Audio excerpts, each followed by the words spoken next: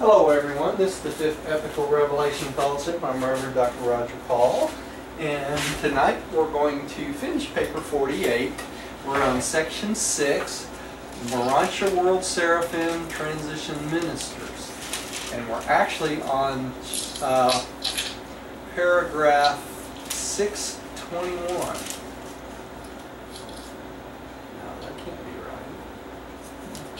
I thought we did the Lord is my shepherd, the gods are my care. We did. Hang on. Let me clarify that here.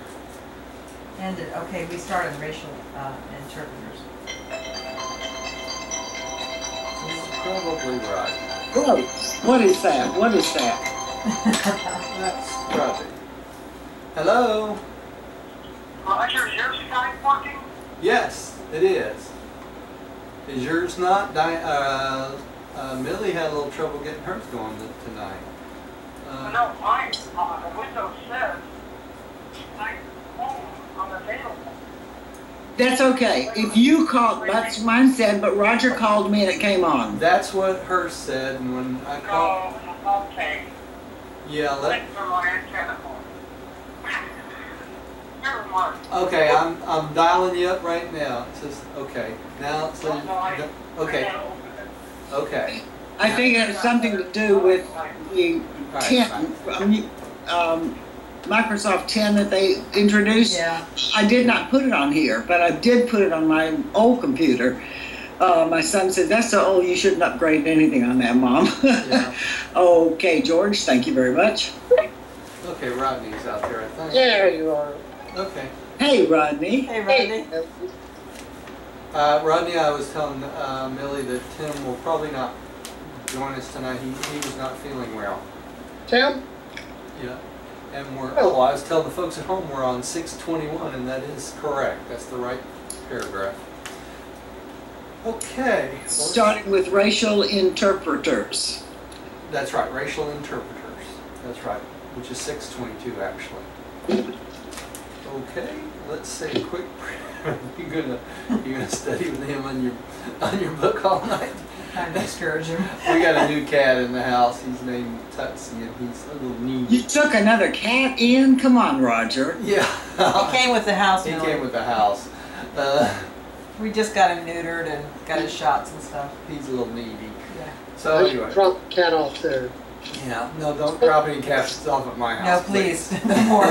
No more. What page are we on again? I'm sorry. It's actually 553. 553, paragraph 3.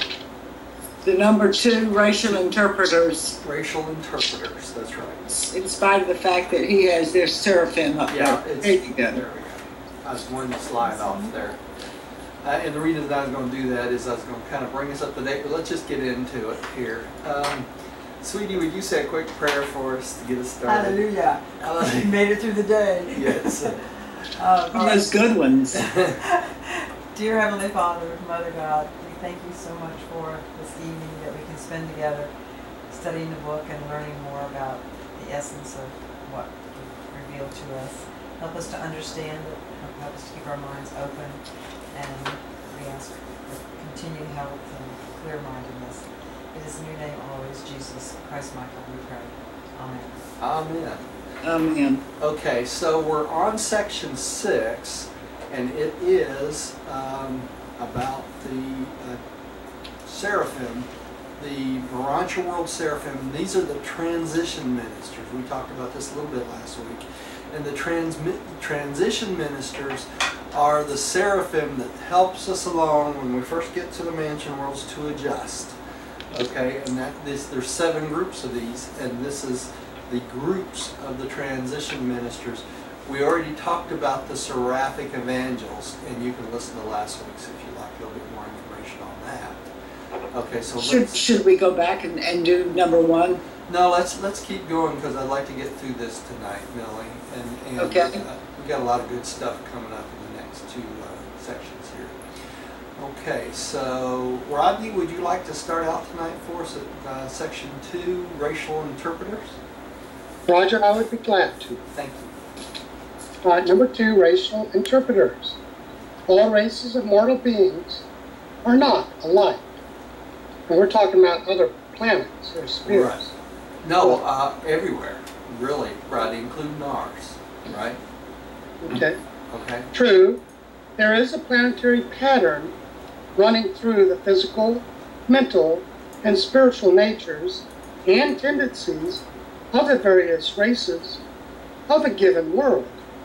But there are also distinct racial types and very definite social tendencies characterize the offspring of these different basic types of human beings. On the worlds of time, the seraphic racial interpreters further the efforts of the race commissioners to harmonize the varied viewpoints of the races, and they continue to function on the mansion worlds, where these same differences tend to persist in a measure. On a confused planet, such as Morontia, these brilliant beings have hardly had a fair opportunity to function, but they are the skillful sociologists and the wise ethnic advisors of the first heaven.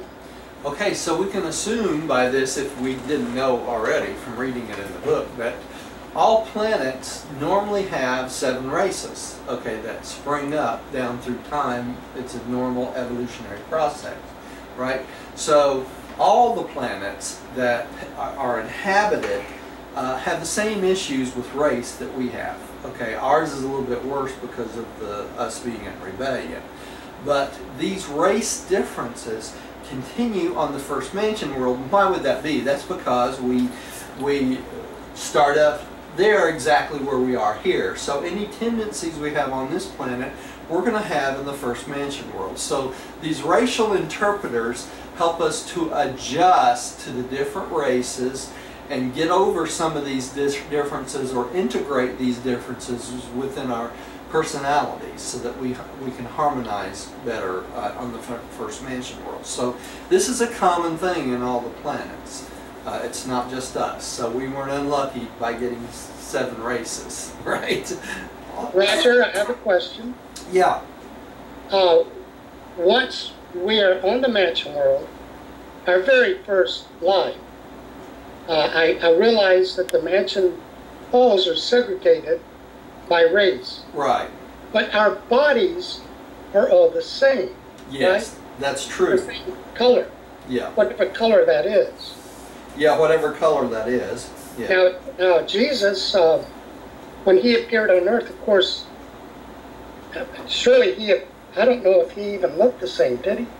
Well, he was hard to recognize, but they recognized his personality, just like you will on the mansion worlds. But he was he probably, because of the physical controllers, had pretty much the same racial look as he did when he left. That's what I thought. Yeah, because when he came back that way, he would not look so unusual that... Yeah, not stark white. That's right, that's right. So... But it may be different on the mansion worlds. May be different on the mansion worlds. We probably will all be of one race, but the tendencies will still be there, Rodney. It's not the tendencies they're talking about are personality tendencies and social tendencies and right. How we handle things. Those racial tendencies are still there when we wake up, regardless of what color or anything else we end up on the mansion worlds. And right? then it's realized that, dang, we're all the same being. All the same beings, yeah. And we have to adjust to the differences in social tendencies and personalities and things like that. And those things have to be adjusted, especially in that first mansion world, right? And that's what these racial interpreters actually do, help us to get along a little bit better, right? So if you're extremely prejudiced here, you may very well take that tendency with you. That's right. To the mansion world. Yeah, I can guarantee you would, okay? And that's what these racial interpreters do, is help you get over those prejudices, right? And that's a hard thing to do, because if you've been raised in a certain race most of your life and have not been exposed to other races, now we're kind of lucky, because of the internet, we've been exposed to almost every type of race, types of beings, everything you can possibly imagine. So we're going through the adjustment process in our day and age, right? So that gives us a little bit of a head start. But some people go through their whole life and never even see another race other than their own. So you can imagine when they get to the mansion worlds and they meet people that are socially and functionally totally different than themselves, you know. So it's probably quite a shock. So, you know, imagine this: the first time a red man saw the first black man. You know, I mean, you know, they saw white men first, you know, and they didn't, you know, we didn't treat the Indians very nice, but imagine what the red men must have thought the first time they saw a black man. No kidding. They were totally different from them, you know. Yeah. And yet they were more akin to the black race than they were the white race, because the black race treated them properly, right? And where the white race just treated the Indians horribly, you know. And so that's a good example. You know, it depends on where you were raised, what period of time it was, and all those different things, you know. And now we're so intermixed, and we will become more and more intermixed eventually till we end up one race. But in the meantime, these seraphic, this group of seraphic angels actually help us get along when we first get there, right? And then, Roger, I also think that if these little green Martian type aliens really exist, when they died, surely they would go to the mansion world as well. That's right, they would. And they would have a body similar to ours. And I'll even take you one step further. Probably the same. Than that, Rodney. These little green Martian men may be part of the celestial host too. You know, we don't know. It will be. You know, we really don't know. They may be like Spornasia, as far as we know. They may have, someone, this last week on television, a guy said, for all we know, maybe those are spacesuits that they're wearing to make them appear that way. There's dozens and dozens of possibilities. I don't discount anything. You know, I really don't. We know from the expansiveness of the universe and the multiple beings out there in the universe that we are not even told about. We know that there's other races and other things going on that are not pertinent to our ascension program. So they don't tell us about it, right? There's no reason for them to tell us about it. So these beings that are visiting this planet, or these little green men, whatever the Greys, whatever you want to call them, they could have something totally unrelated to do with the ascension program and be on a totally different mission. That's right. You know, so we just do not know. You know, and anybody that assumes that they do know, I would beg to differ with them. I really do.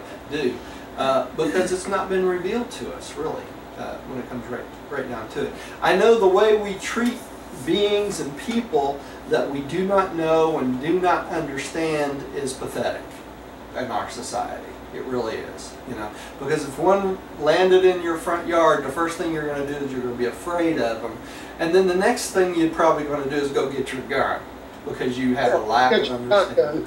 Yeah, you have a lack of understanding of social camera. Right. So, anyway, kind of reminds you of the day the Earth stood still. You know. Yeah. Exactly. So, anyway, let's keep going. Millie, would you take the next one, please? Yes. You should consider the statement about, quote, heaven, unquote, and, quote, heaven of heavens, unquote. The heaven conceived by most of your prophets was the first mansion worlds of the local system. When the apostle spoke of being caught up to the third heaven, he referred to that experience in which the adjuster was detached during sleep and in this unusual state made a projection of the third of the 7 mansion worlds. Some of your wise men saw the vision of the great heaven, the, quote, the heaven of heavens, unquote, of which the sevenfold mansion world experience was but the first, the second being Jerusalem, the third Adentia and its satellites, the fourth Salvington and the surrounding educational spheres, the fifth Uversa, the sixth Havona, and the seventh Paradise. Man, that was quick. That was a lot, wasn't it? Okay. That's just went zippity zip from the first mansion world to Paradise. So it gave us a secret that men have wanted to know for thousands of years, right? How John the Revelator, John Zebedee, actually saw what he did during the Revelation, the book of Revelation, right? And this is how it happened. It was during a detached adjuster from him.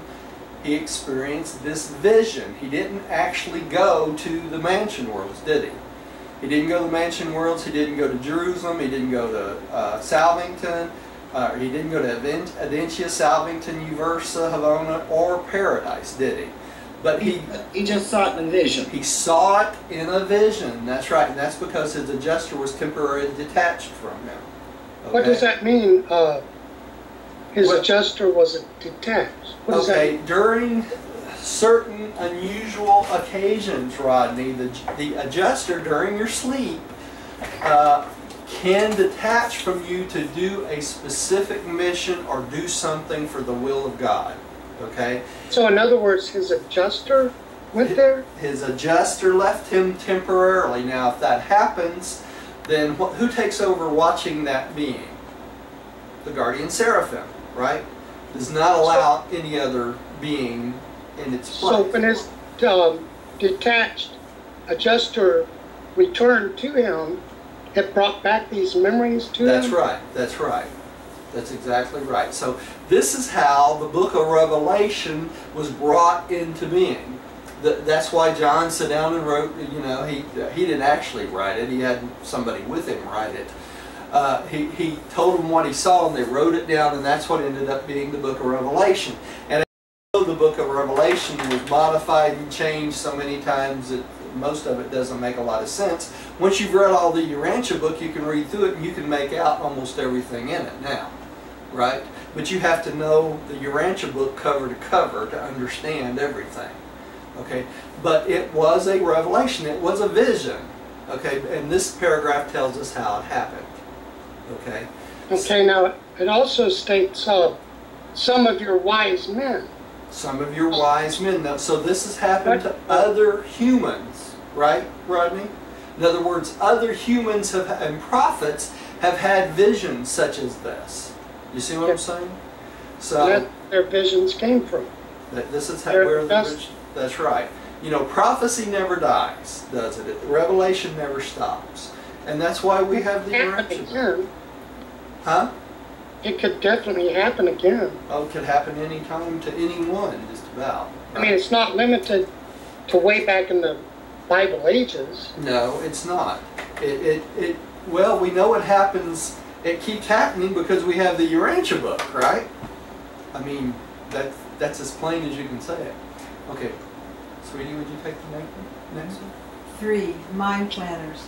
These seraphim are devoted to the effective grouping of Morontia beings and to organizing their teamwork on the mansion worlds. They are the psychologists of the first heaven.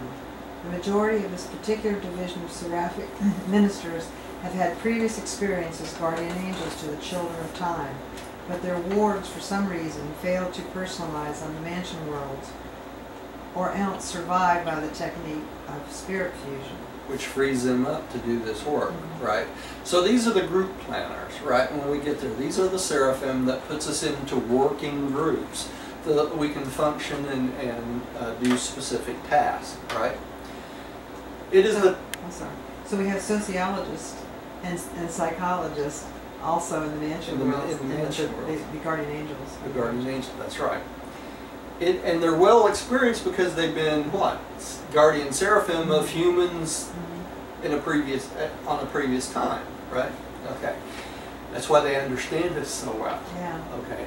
It is the task of the mind planners to study the nature, experience, and the status of the adjuster souls in transit through the mansion worlds and to facilitate their grouping for assignment and advancement. That's what they do. But these mind planners do not scheme, manipulate, or otherwise take advantage of the ignorance or other limitations of Mansion World students. They are wholly fair and eminently just. They respect your newborn Morontia will. They regard you as independent, volitional beings, and they seek to encourage your speedy development and advancement. Here you are face to face with true friends and understanding counselors. Angels who are really able to help you, to see yourself as others see you, and to know yourself as angels know you. That's what they do. Roger, Yeah. sorry about this, but going back to the paragraph before, I Yeah. had a chance to throw a flag up. That last sentence, is it saying that some mortals failed? It says failed to personalize on the Mansion worlds, That's right. or else survived by the technique of spirit fusion. Right. And we know So, what spirit fusion is, right? Those are for less advanced groups of more barbaric people that are not capable of fusing with their adjuster, so they fuse with a spirit fragment.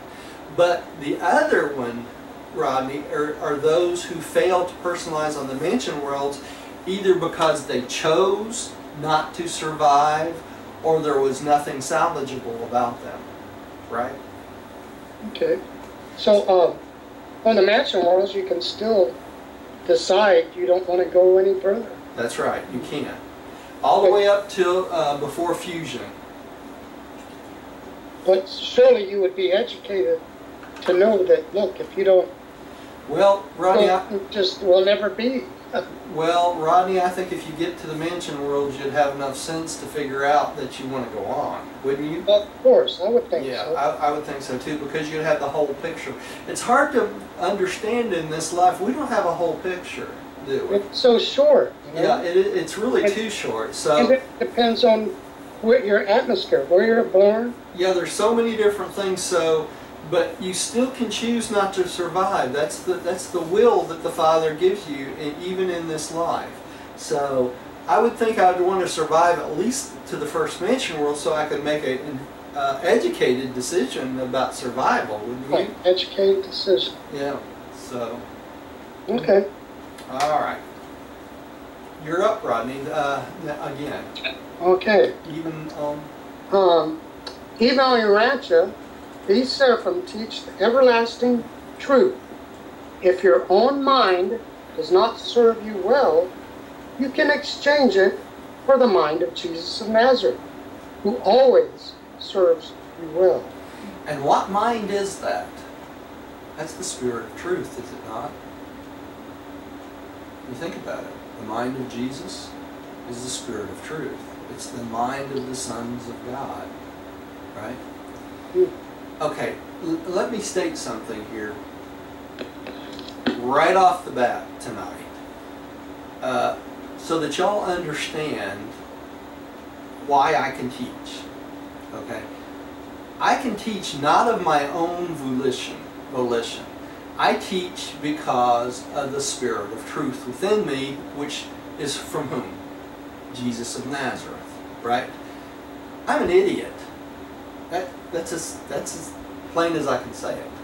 The only reason I have the skill to teach the Morontia book is I put myself in the mindset of Jesus or the Spirit of truth to do these lessons, and that's why I can talk about this stuff. I don't have anything of myself.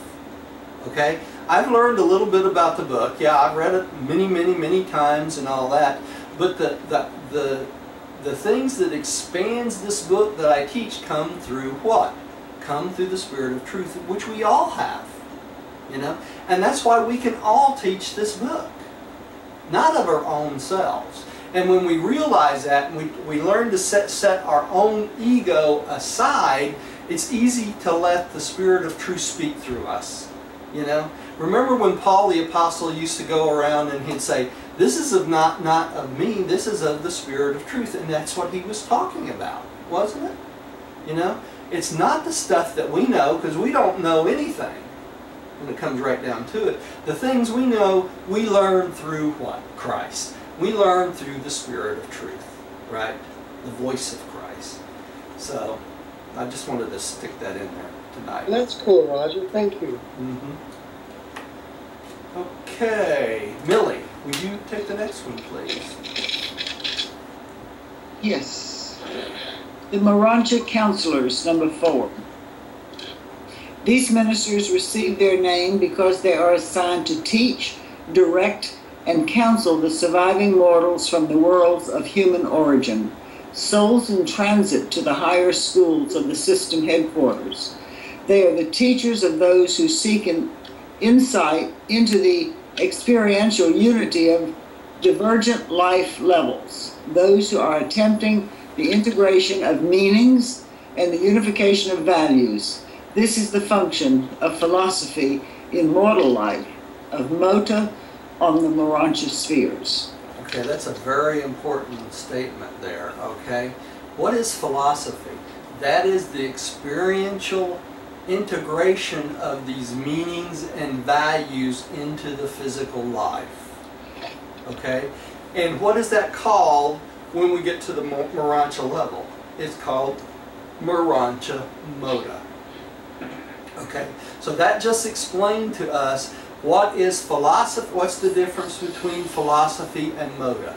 Philosophy is the concept we have of the physical world or earth, right? Mota is the same exact concept in the Morontia form. Okay, so Morontia Mota is the experiential meanings and values or philosophy of life for the Morontia world. Does that make sense? Okay, and the Morontia counselors are the ones that teach us these things. Okay? Sweet. Mota is more than a superior philosophy. It is to philosophy as two eyes are to one. It has a stereoscopic effect on meanings and values. Material man sees the universe, as it were, with but one eye, flat. Mansion World students achieve cosmic perspective depth by superimposing the perceptions of the Morontia life upon the perceptions of the physical life.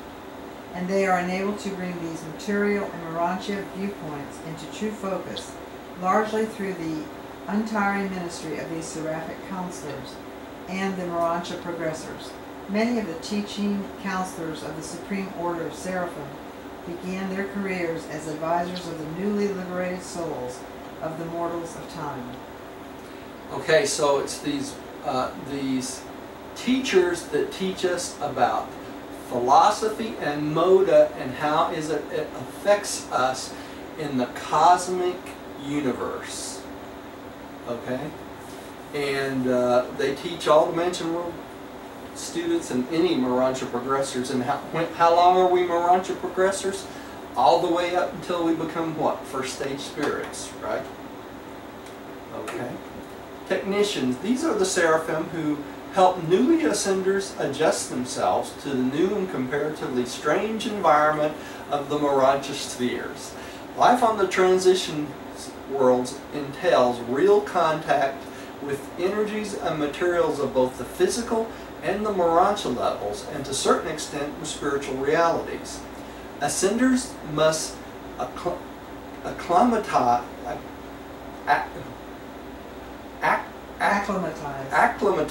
to every new Morontia level, and with all this they are greatly helped by the seraphic technicians.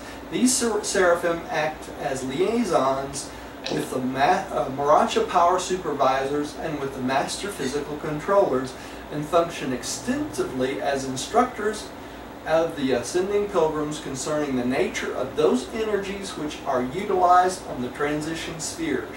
They serve as emergency space traversers and perform numerous other regular and special duties.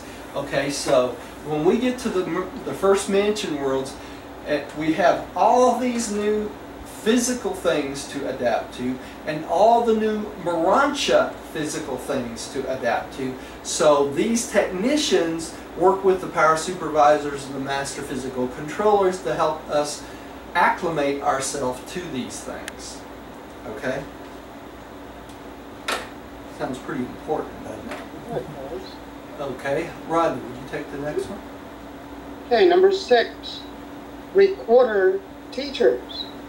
These seraphim are the recorders of the borderland transactions of the spiritual and the physical, of the relationships of men and angels, of the Morontia transactions of the lower universe realms.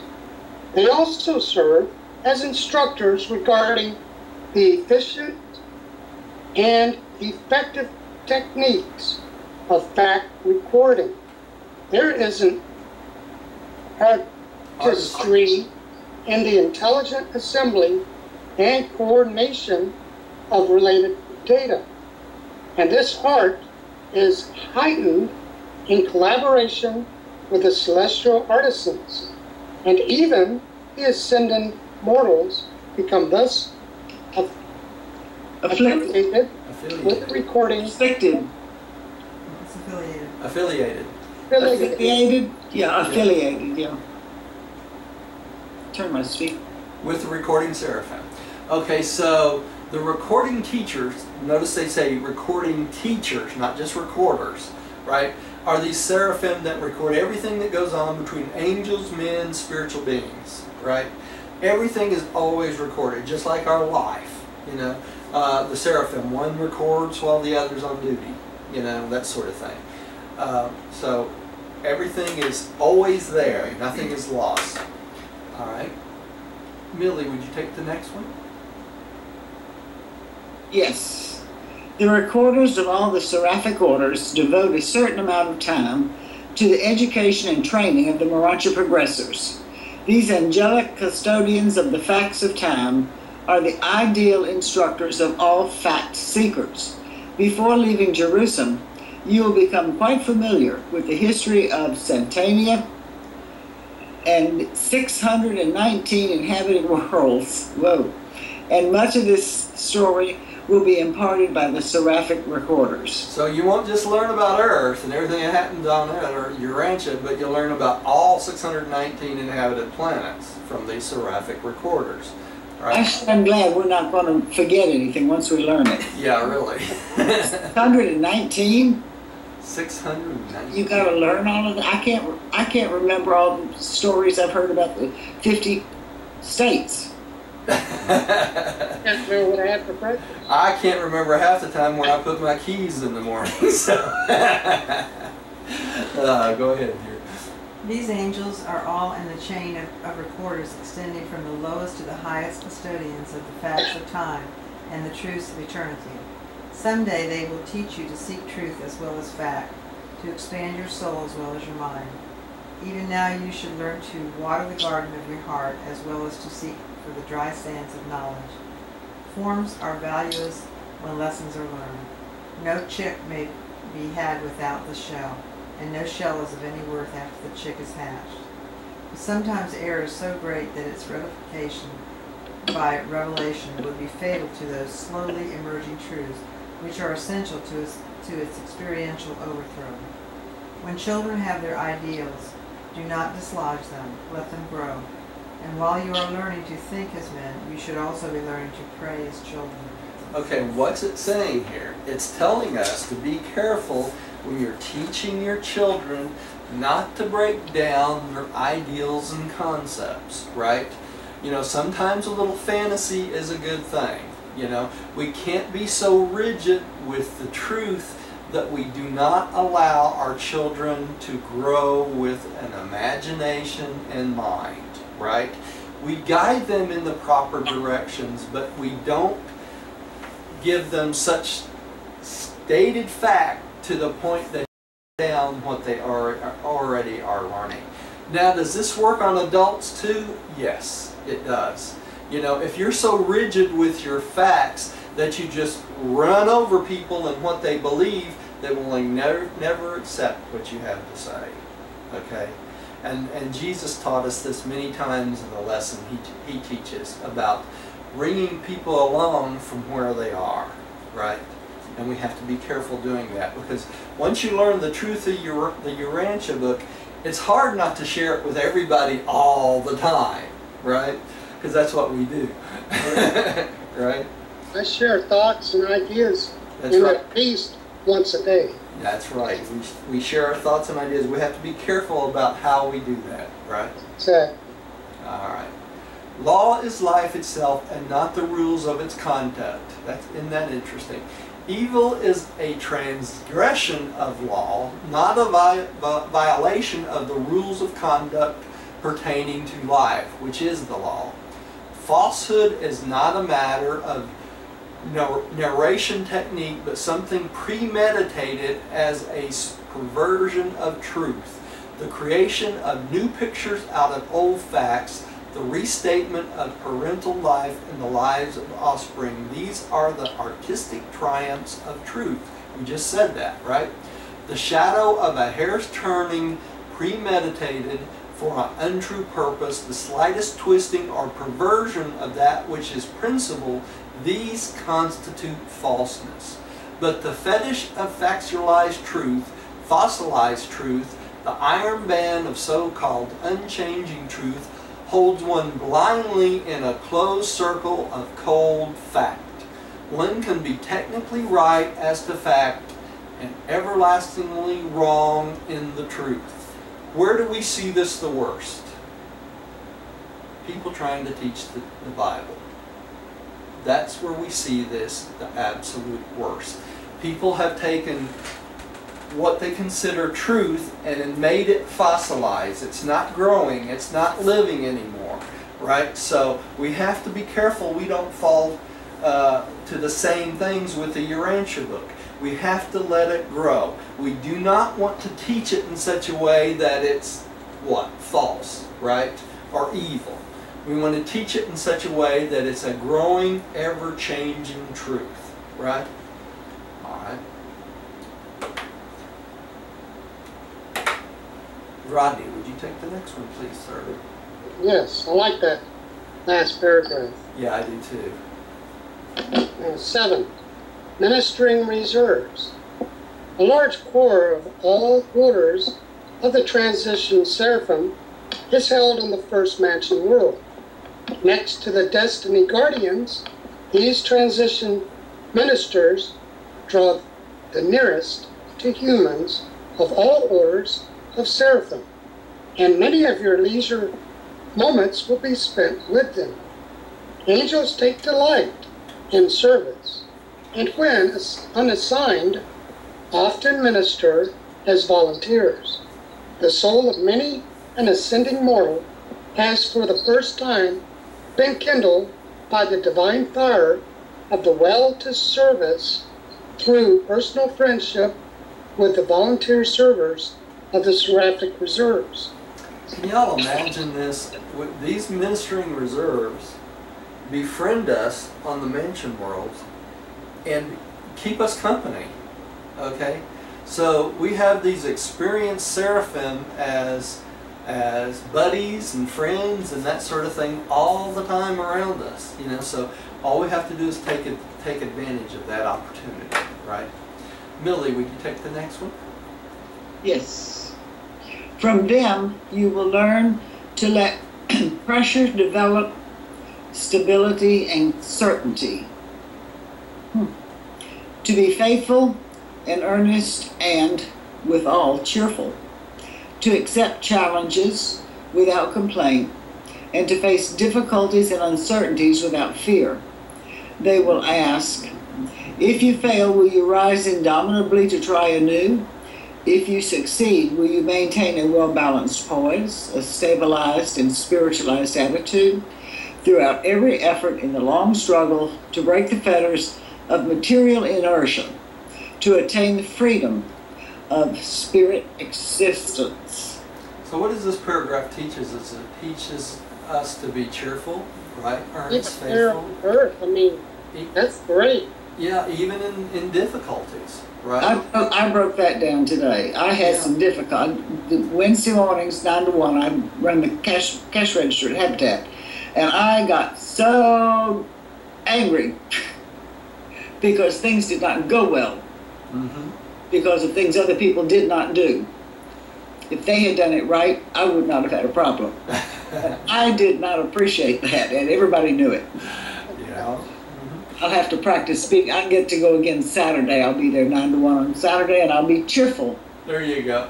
And so you had a problem with the second part of this, didn't you, Millie? If you succeed, will you maintain a well-balanced poise, right? A stabilized and spiritualized attitude. That's right. And we all have issues like that, don't we? You know, another interesting thing about this paragraph too is this. We know when we get to Mansion World, we will have what? Challenges and difficulties, right? Like we do here. Just like we do here, and uncertainties, just like in this life. Okay. Let's see. Diane. Even as mortals, so have these angels been father to many disappointments, and they will point out that sometimes your most disappointing disappointments have become your greatest blessings. Amen. Really. Sometimes the planting of a seed necessitates its death, the death of your fondest hopes, before it can be reborn to bear the fruits of new life and new opportunity. And from them you will learn to suffer less through sorrow and disappointment. First by making fewer personal plans concerning other personalities, and then by accepting your lot when you have faithfully performed your duty. And that's very, very important. A lesson like that this year myself. You will learn that you increase your burdens and decrease the likelihood of success by taking yourself too seriously. Well, we all do that, don't we? Nothing can take precedence over the work of your status sphere, this world or the next. Very important is the work for preparation for the next higher sphere, but nothing equals the importance of the work of the world in which you are actually living. But though the work is important, the self is not. When you feel important, you lose energy to the wear and tear of ego dignity so that there is little energy left to do the work. Self-importance, not work important, exhausts immature creatures. It is the self element that exhausts, not the effort to achieve. You can do important work if you do not become self-important. You can do several things as easily as one if you leave yourself out. Variety is restful. Monotony is what wears and exhausts. Day after day is alike, just like life, the alternative of death. Okay? So this is a paragraph which tells you over and over again, leave your ego out of it, right? That's all there is to it. Okay. Morontia motor. Rodney, would you take this one? Okay. Morontia motor, number 7. The lower planes of Morontia motor join directly with the higher levels of human philosophy. On the first mansion world, it is the practice to teach the less advanced students by the parallel technique. That is, in one column are presented the more simple concepts of motor meaning, and in the opposite column, citation is made of analogies. How do you pronounce that word? Analogous statements. Analogous statements of moral philosophy. Okay, we're going to go through some of these.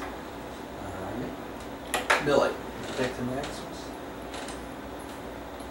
Not long since, while executing an assignment on the first mansion world of Satania, I had occasion to observe this method of teaching, and though I may not undertake to present the motor content of the lesson, I am permitted to record the 28 statements of human philosophy which this Morontia instructor was utilizing as illustrative material designed to assist these new mansion world sojourners in their early efforts to grasp the significance and meaning of mota.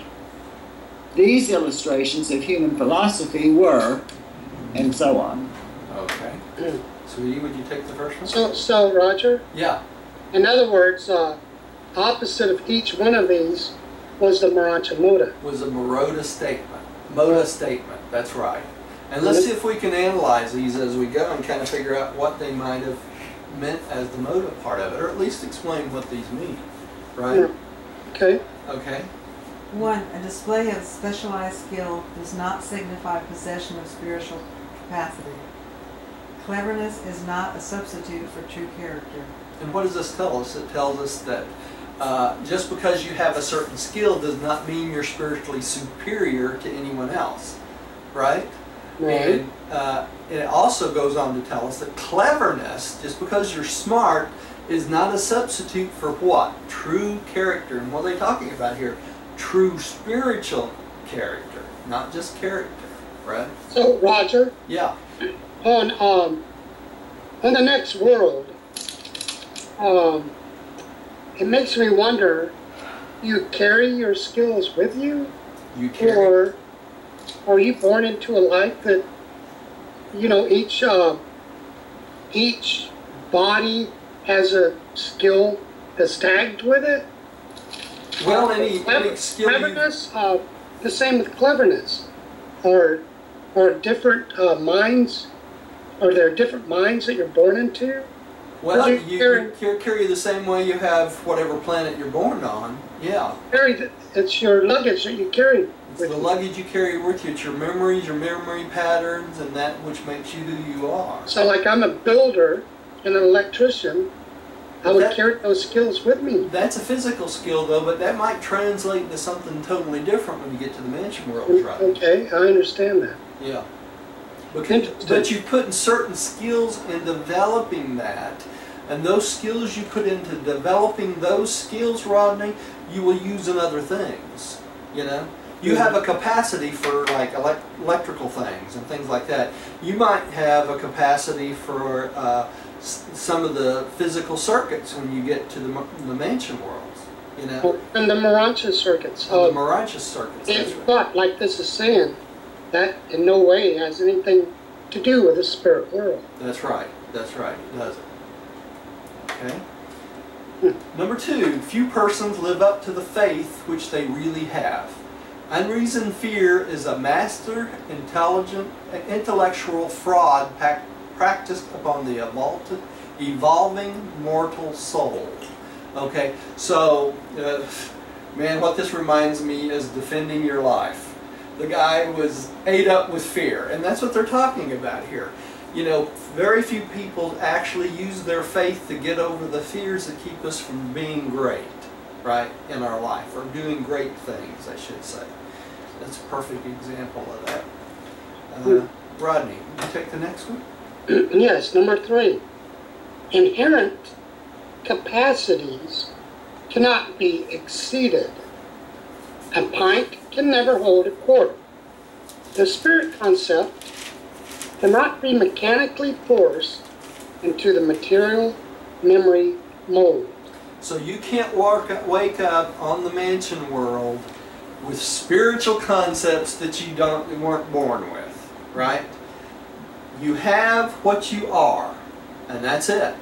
That's why they say here, a pint can never hold a quart. Whatever you've developed yourself into, that's what you are, and they cannot force these things on you. So when you wake up on the mansion worlds, you get there with the exact same stuff that you left with here, right? The only experience you gain is what? The experience of dying. That's it. Okay? And that's what they're talking about here. Spiritual concepts or material memories cannot be forced upon you. You have to experientially gain those. Okay? And it works the same way with Moda. Okay? So where you are in this life, when you pass away from this world, you're going to wake up and be the same. I mean, start from the exact same point. That's right, Rodney. You know, a pint can't hold a quart. In other words, they don't you don't magically wake up and you know all the languages and you understand everything and all that. It doesn't happen that way, right? Okay. It's just a big, you wake up and it's a big question mark. That's right. Millie, would you take the next one?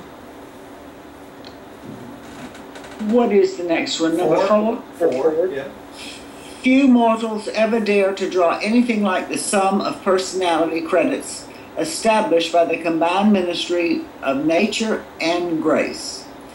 The majority of impoverished souls are truly rich, but they refuse to believe it. So all the things we've developed in our personality, all of our life and all that, okay, give us a certain amount of nature and grace, okay? But very few people believe that they have those skills and gifts, okay? And that's where it says here, the majority of impoverished souls are truly rich, but they refuse to believe it. They refuse to recognize their own spiritual capabilities, right? Hmm. All right. Maybe because of the way they were brought up. And maybe. Diane? That's Mary's turn. No, that's your, she just read. Oh, sorry. Number 5. Where am I? 5. 5. Difficulties may challenge mediocrity and defeat the fearful, but they only stimulate the true children of the Most Highs. All right, remember it says over and over in the book here, you know, when you reach defeat, will you brush yourself off and go at it again? And that's what they're talking about here. Difficulties and defeat should spur us on to do better, right? Not defeat us. Okay? 6. How can I do better? Yeah. To enjoy privilege without abuse, to have liberty without license, to possess power and steadfastly refuse to use it for self-aggrandizement, these are the marks of high civilization. Okay? So just because you have power, just because you have influence, does not give you the right to use these things against unfortunate people below you. Right? And these are the marks of a great civilization when you don't do this. Okay? Rodney, 7, please. Yeah. Number 7, blind and unforeseen accidents do not occur in the cosmos. Neither do the celestial beings assist the lower being who refuses to act upon his light of truth. So nobody's going to help you unless what? You have the urge to help yourself, right? Accidents doesn't occur in the cosmos. Everything in the cosmos is a planned and well-organized thing, right? All right. Millie, would you take the next one? 8. I'm on. Okay. Effort does not always produce joy, but there is no happiness without intelligent effort. So no matter what you're doing, the effort does not always produce a feeling of joy, does it? Okay? But you can't experience joy unless you put an effort in, can you? That's right. So. And that pertains right here on earth. That's right. That works just as well on earth. Dear. 9. Action achieves strength. Moderation eventuates in charm. Can't do anything without making an effort, can you? Action achieves strength, right? Moderation eventuates in charm, all right? You can't do anything without taking the action, right? Righteousness strikes the harmony chords of truth, and the melody vibrates throughout the cosmos, even to the recognition of the infinite. Okay, so whenever you do anything that's righteous, doesn't matter where it is or what it is, it's never a wasted effort, is it? It always registers as truth, and it goes all the way up to the Father. Always. It's never wasted. All right. I love this one. Rodney. Number 11. The weak indulge in resolutions, but the strong act. Life is but a day's work. Do it well. The act is ours. the consequence is God's. This is one of my favorite statements throughout the. I used to have this printed up and set on my desk when I was a chiropractor. Life is but a day's work, and that's what it is. It's what you do today that affects every other day that comes after that, right? Okay, you can make resolutions all day long, but unless you act in it, it means nothing. Okay? That's right. So, that's right. Do your work today, and leave the consequences in God's hands. Right? That's all we can do. When we have these meetings and we teach this online, no, it may be down to the future no one even listens to it. But if one person listens to it and they learn from it, then we have done what? We have done our duty, trying to share the truth. Right? That's what it is. One day at a time. Life is but a day's work. Millie, would you take the next one? 12. The greatest affliction of the cosmos is never to have been afflicted. Mortals only learn wisdom by experiencing tribulation. Isn't that sad? That's awful. You can't learn anything unless you experience the tribulation. So when you miss a night's sleep because you focused on one thing you were trying to work through, that's how wisdom's coming through. That's how wisdom by experiencing the tribulation. That's right. Not the worry, but the tribulation. Right. All right, dear. 13. Stars are best discerned from the lonely isolation of experiential depths, not from the illuminated and ecstatic mountaintops. In other words, when we are blessed with a beautiful experience, it's usually what? Down in the trenches. It's not up on the mountaintops, right? So we get the most blessing from what? From being in the trenches, doing the work. Lonely isolation. Lonely isolation. That's right. All right. Whet the appetites of your associates for truth. Give advice only when it's asked for. Boy, that's hard. That's a hard one to do, right? Don't offer advice if you've not been asked. Okay? Well, that's advice in itself, isn't it? It is. Rodney, you take the next. I have a hard one with that. I have to stop telling Roger how to drive. Yeah, that's right.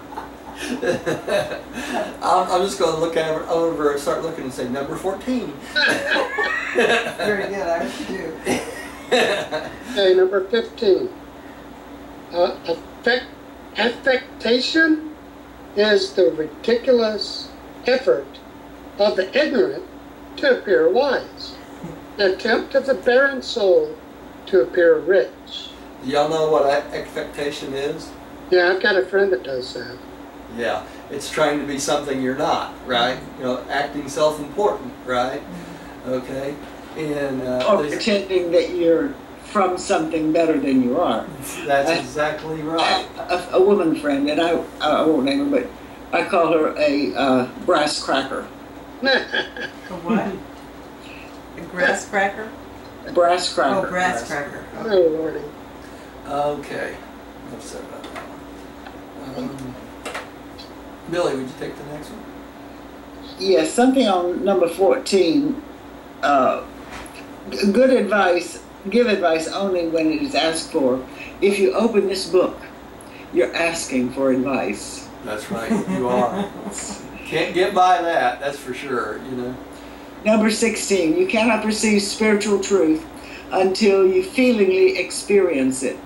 And many truths are not really felt, except in adversity. Whoa. So it's the adversity that helps us grow these spiritual truths. Isn't that interesting? It tells us over and over again, it's by doing the work and getting into the thick of things that you grow, doesn't it? These are the Proverbs from the Bible. I mean, it's a parallel. Yeah. 17. Ambition is dangerous until it is fully socialized. You have not truly acquired any virtue until your acts make you worthy of it. Okay, so don't get that self-importance because you may not be worthy of that self-importance yet, right? Impatience is a spirit poison. Anger is like a stone hurled into a hornet's nest. Boy, I've got that one highlighted. That one is really. I am guilty of this one. The next one too. Yeah. Anger is like a stone. Oh, goodness. Yeah. Yeah. I'm still trying to forgive somebody. I spent all night trying to forgive somebody Yeah. I've never met. Who's that? Me? Yeah. Anxiety must be abandoned. The disappointments hardest to bear are those which never come. You know, so we should be anxious about nothing, really. Rodney, would you take the next one? 20. Only a poet can discern poetry in the commonplace prose of routine existence. And how do you do that? Through observation, right?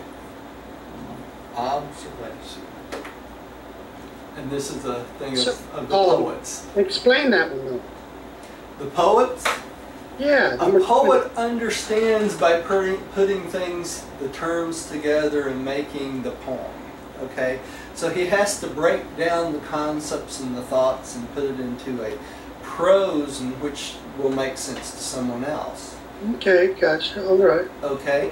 So that's why only a poet can find things to break down and make poetry out of routine, everyday existence. Exactly. Okay, gotcha.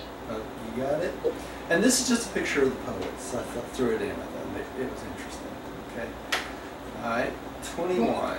21. The high mission of any art is, by its illusions, to foreshadow a highly universe reality, a higher universe reality, to crystallize the emotions of time into the thought of eternity. So that's what we do when we paint, right? That's what we do when we create things. We try to take our concepts of the world and bring a little bit of perfection into our world. Exactly.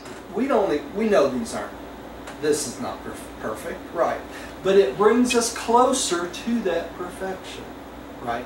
The exercise of being an artist, right?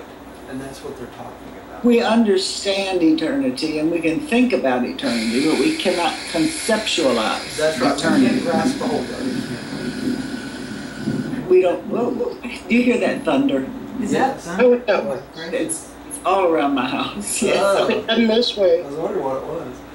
All right. It was supposed to be through here and moving east, but Yeah, northeast. it's come back. It's here again. All right. 22. Who read the last one? Diane reads. Oh, Diane. 22. The evolving soul is not made divine by what it does, but by what it strives to do. Amen. That's highlighted too. Your intentions. That's right. It's your intentions that count, not what you actually get done. All right. This is, we just talked about this. Death added nothing to the intellectual possession or to the spiritual endowment, but it did add to the experiential status of the consciousness of survival. So all death gives us is that consciousness that we survive. That's it. huge. That's it. Yeah, that's huge. So, if this is taught up there and there's a Morontia Moda to mirror it,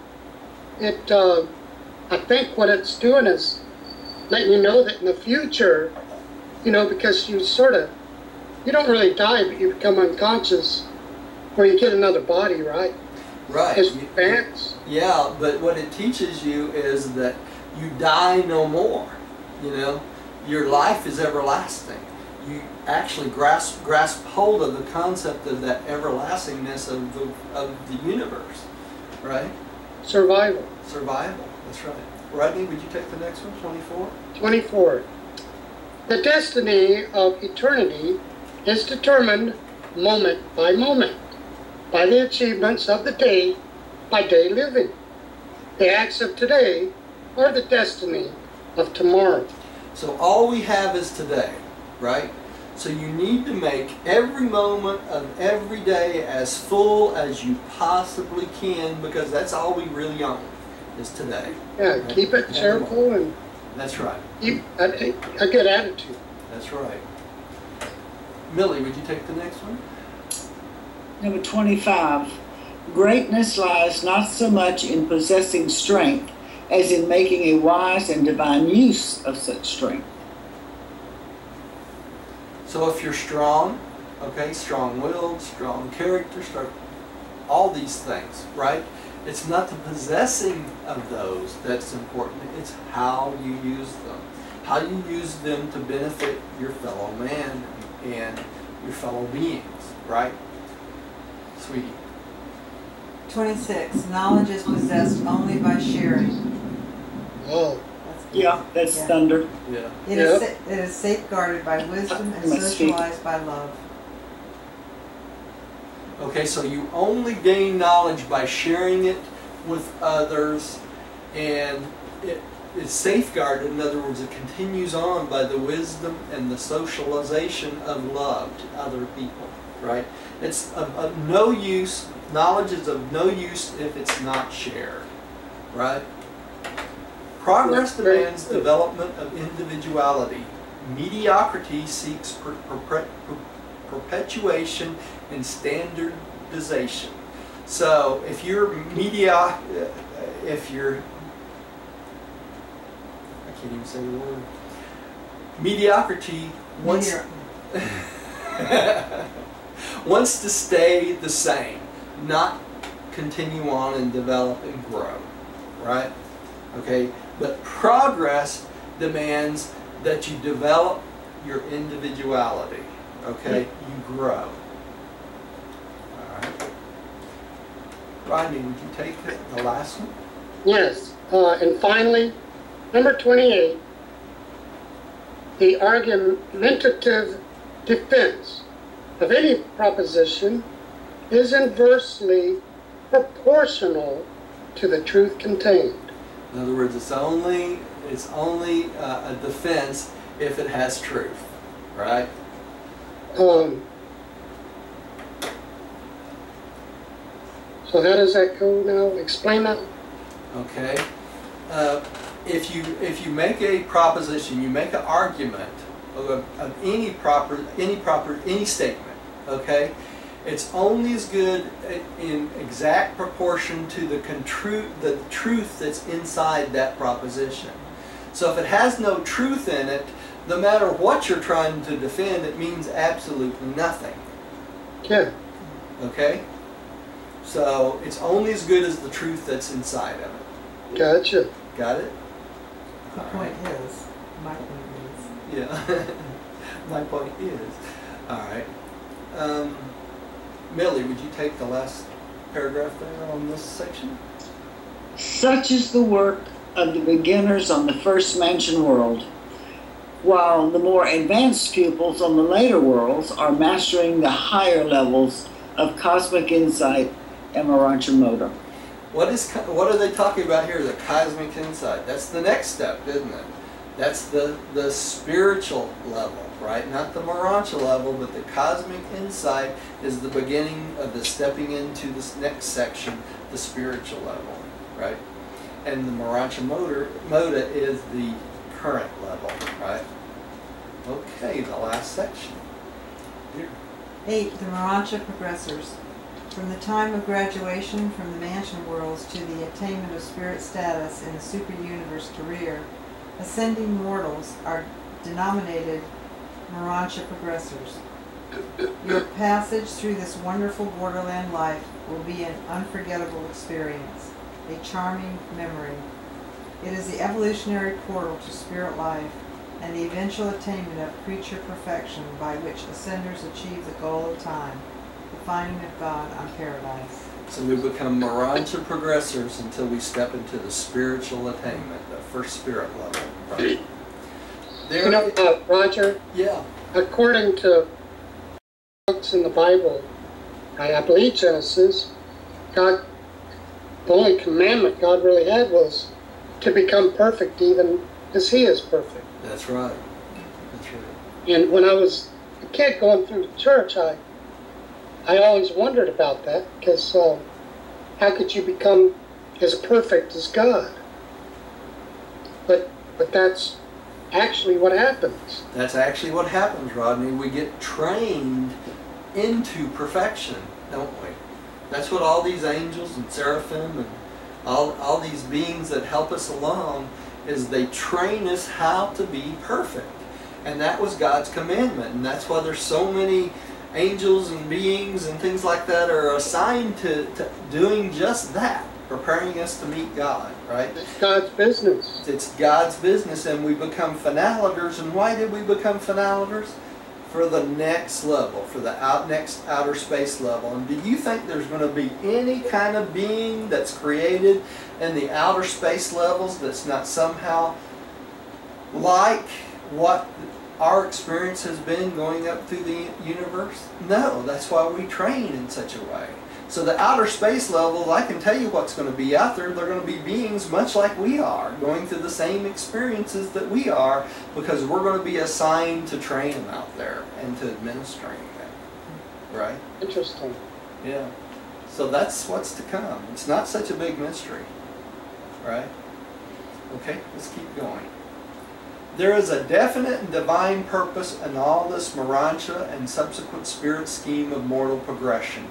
This, we just said this elaborate universe training school for ascending creatures.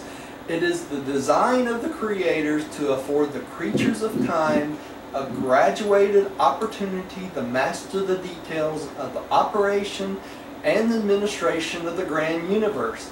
And this long course of training is best carried forward by having the surviving mortal plane up gradually and by actually participating in every step of the ascent. Okay? This is exactly what Lucifer was rebelling against. Okay? And we're going to find that when we get to the Lucifer paper soon. Okay? Rodney, did you take the next one? It starts with V, right? Yeah, the Immortal Survival Plan. The Mortal Survival Plan has a practical and serviceable objective. You are not the recipients of all this divine labor and painstaking training only that you may survive, just to enjoy endless bliss and eternal ease. There is a goal of transcendent service concealed beyond the horizon of the present universe age. Boy, do I have that one highlighted. Yeah, that's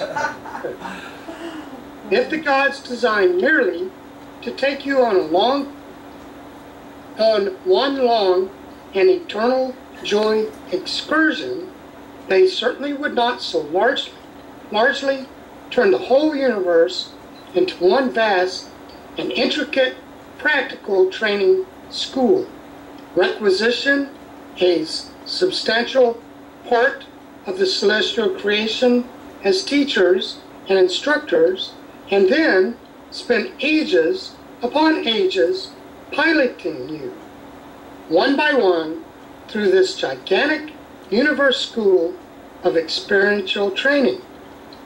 The furtherance of this scheme of mortal progression seems to be one of the chief business of the present organized universe, and the majority of innumerable orders of created intelligences are either directly or indirectly engaged in advancing some phase of this progressive perfection plan. So the whole universe, It's a big undertaking, my goodness. yeah, is busy training us for the next step, right? This is the business of the universe. This is God's business right This is here. God's business. And who is all this for? It's for us. Us. All the beings of the universe, all those that progress up to find God. This is our job. This is their job. This is what? God's job. Right? Alright. One more here. Yes, it's a little disconcerting that they spend ages upon ages piloting us through this. Ages upon ages. Ages upon ages, Millie, and this is one of the tendencies of the Lucifer rebellion, as Lucifer stated, in the Lucifer Manifesto, way too much time spent on mortals' ascension plan. Way too much time.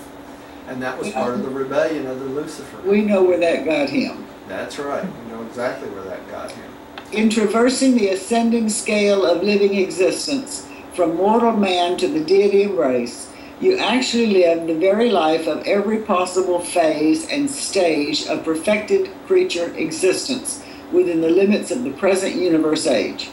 From mortal man to paradise finaliter embraces all that now can be, encompasses everything presently possible to the living orders of intelligent, perfected, finite creature beings. If the future destiny of the paradise finaliters is service in the new universes now in the making, it is assured that in this new and future creation there will be no created orders of experiential beings whose lives will be wholly different from those which mortal finaliters have lived on some world as a part of their ascended training. As one of these stages of their age-long progress from animal to angel, and from angel to spirit, and from spirit to God. Presented by an archangel of Nebadon. Okay. And we know that the archangel is what? One of the highest form of angels in Nebadon. And this is the plan of God. This is the plan of God, the divine plan of God, right? What a wonderful paper, wasn't it? Really? Oh my gracious. Took us 3 times to get through it, but it was worth it, wasn't it? Very good. Let's say a prayer. Oh, goodness. Yeah. I'll be like my mother-in-law and go hide under the bed. Yeah, really. She hated electrical storms, and I find them exciting. But the noise is scary. Yeah, it is.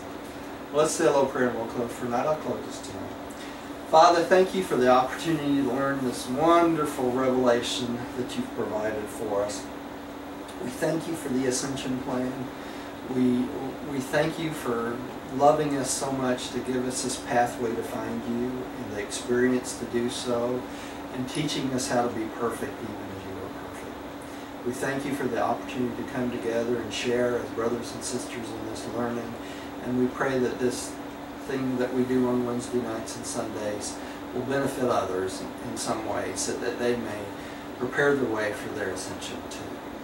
We thank you and we give you the praise in Jesus' name. Amen. Amen. And let me stop the video here, and I've got to tell you all what's coming this weekend here.